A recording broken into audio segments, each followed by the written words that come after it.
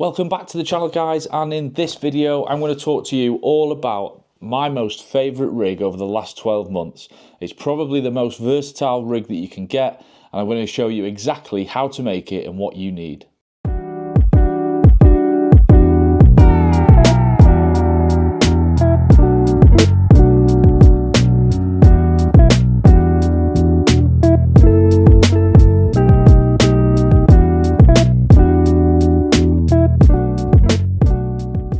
Before we jump into the video then, I just want to say a big thank you to everyone that's still engaging in the comments. It's really good to see. I can see people having conversations, asking me questions. You know, I try and reply to everybody, but sometimes that's just not possible, but I do try my best.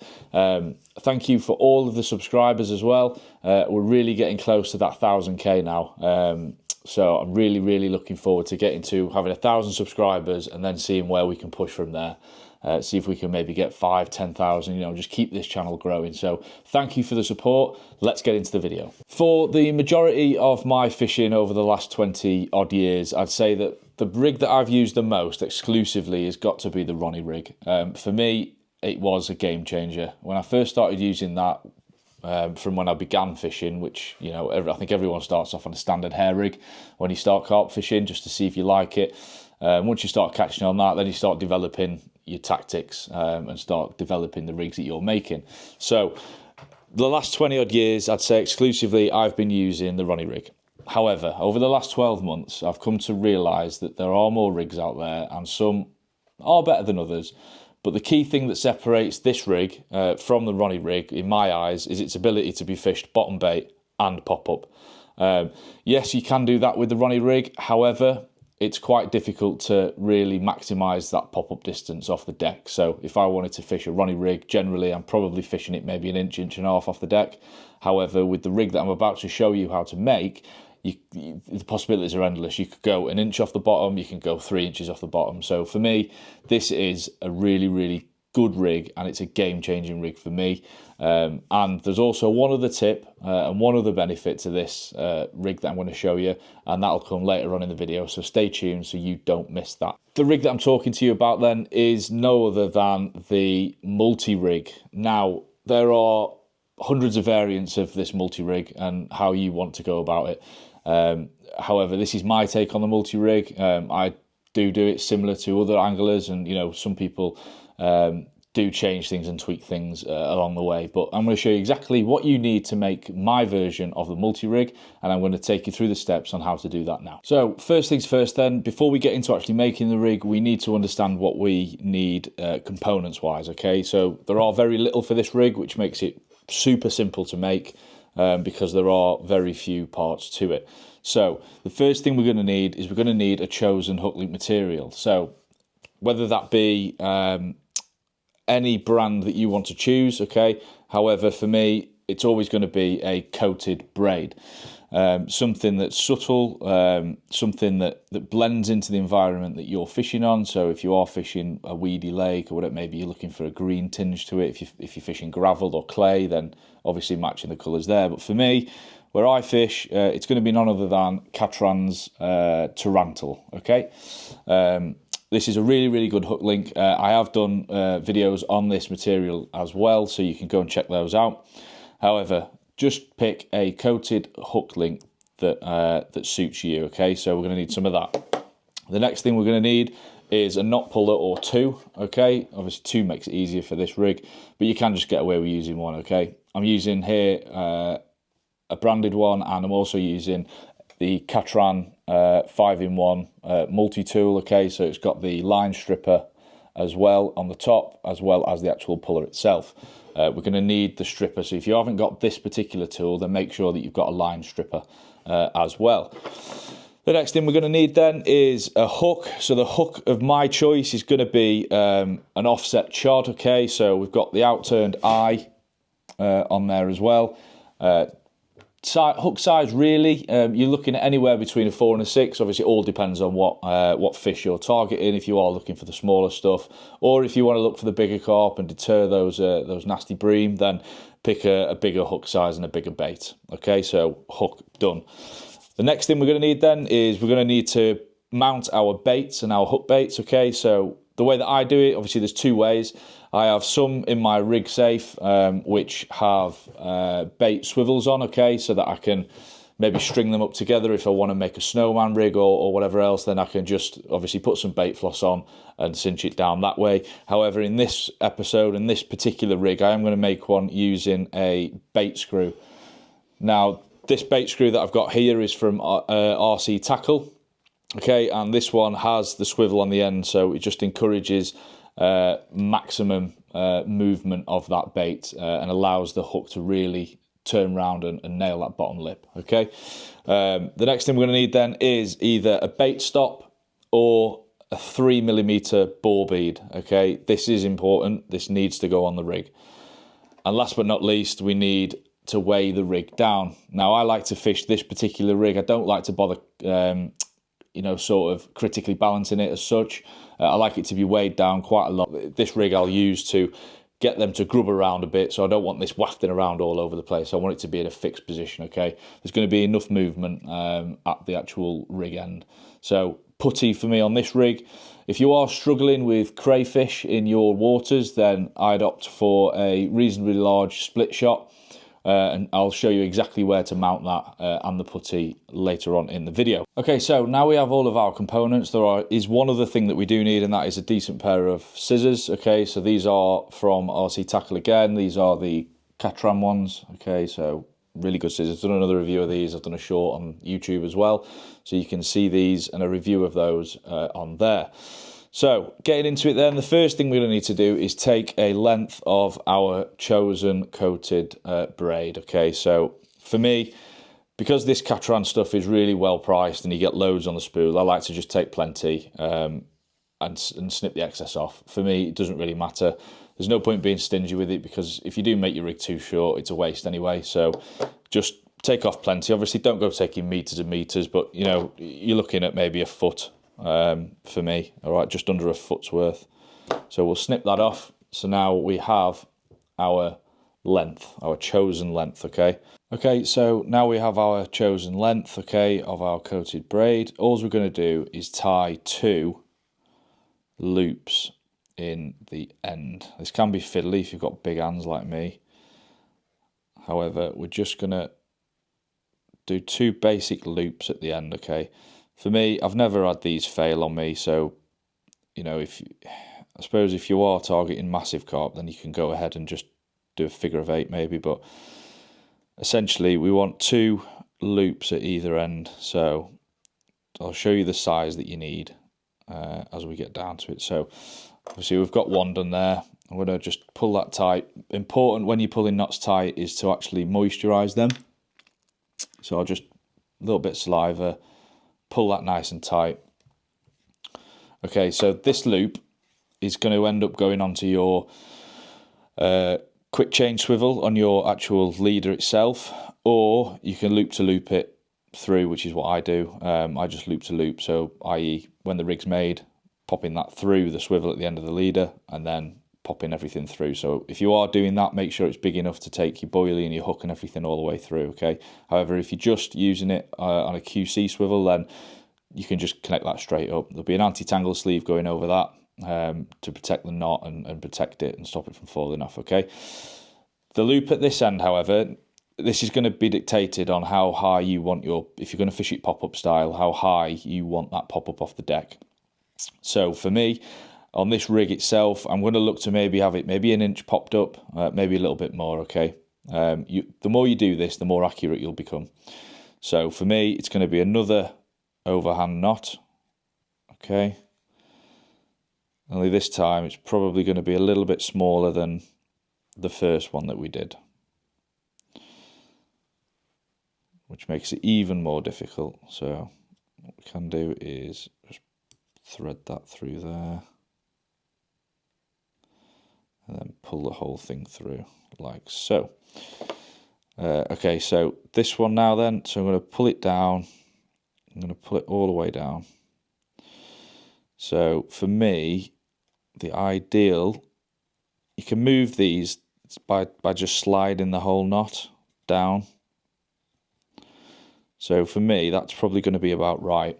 Okay, so it is somewhat smaller than the original one that we did. So what I'll do now is, because we've got 2 loops and I've got 2 knot pullers, I'll just pop them both on there, moisturise both sides, give a nice firm pull, okay? Make sure that those knots are fully bedded down, pull on the tag ends, okay. And what that does as well with this particular material is actually straighten it out, so there's no kinks or anything in it.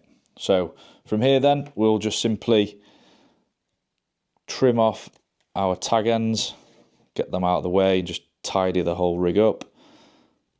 These scissors are fantastic for cutting coated braid and braid. It just does not fray anything. So, okay, so this is what we're left with. We have one big loop on the right hand side, which would be your left, and we have a smaller loop on the other side.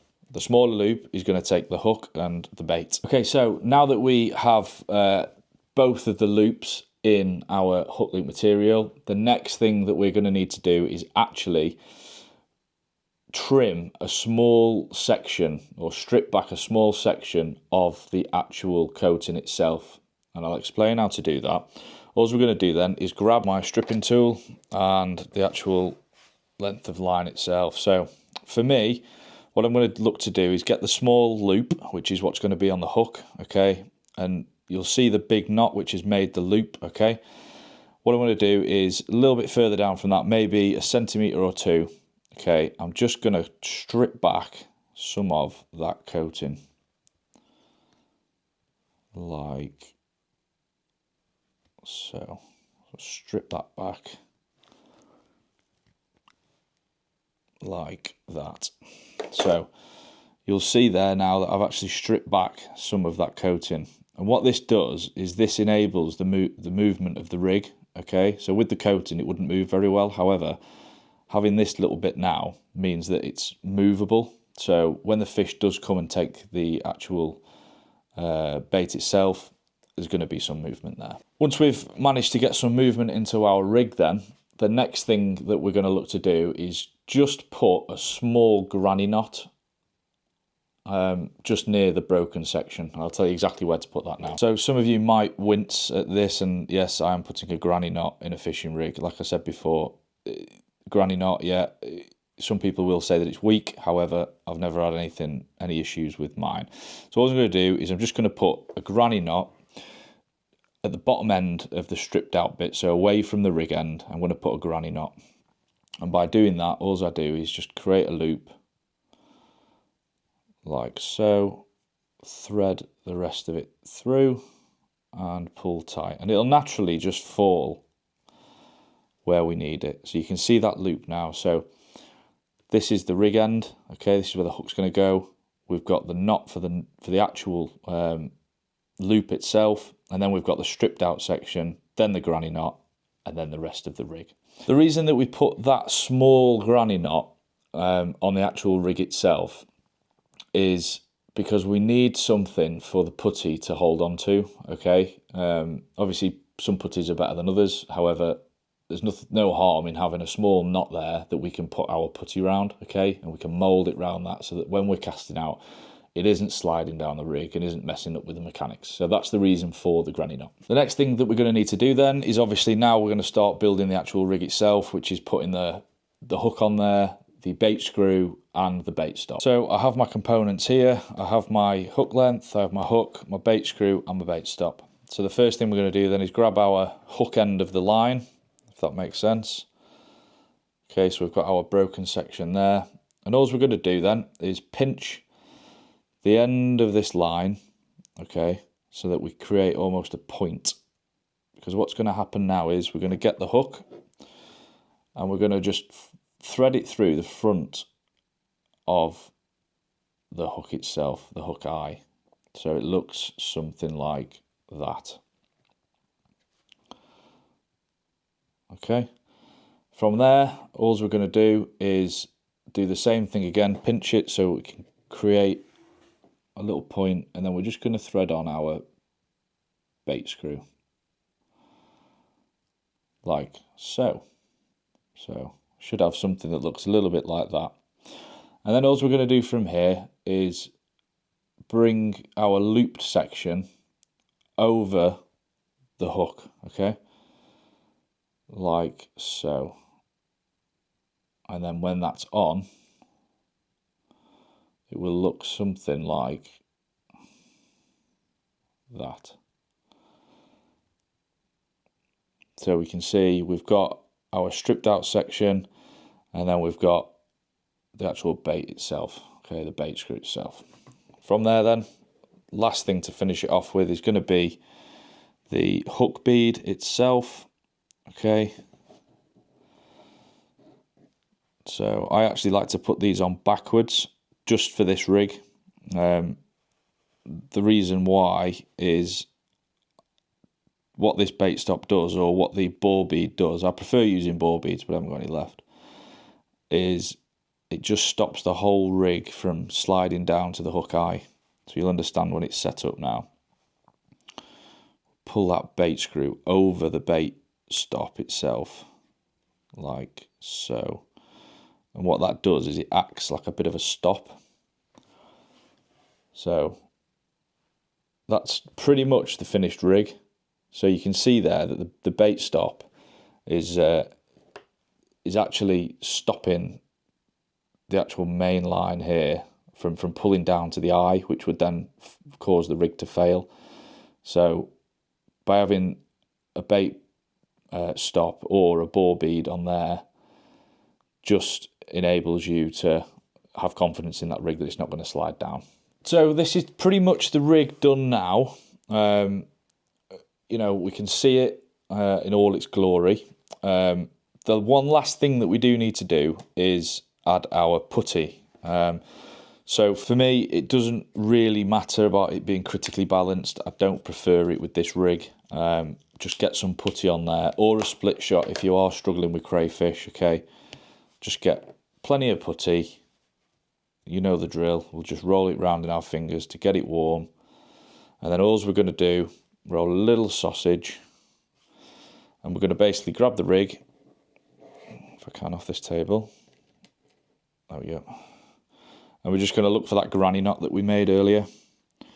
So all we're going to do is pop the putty onto that knot, like so, and just manipulate it around it, okay, making sure that we cover the whole of the hook link, okay, like so.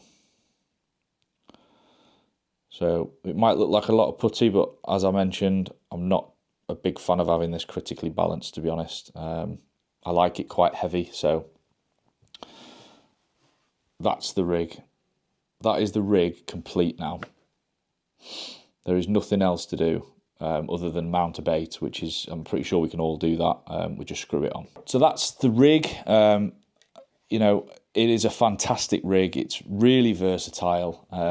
You know, and I've had some great success over the last 12 months with this rig. So it's finished like that now.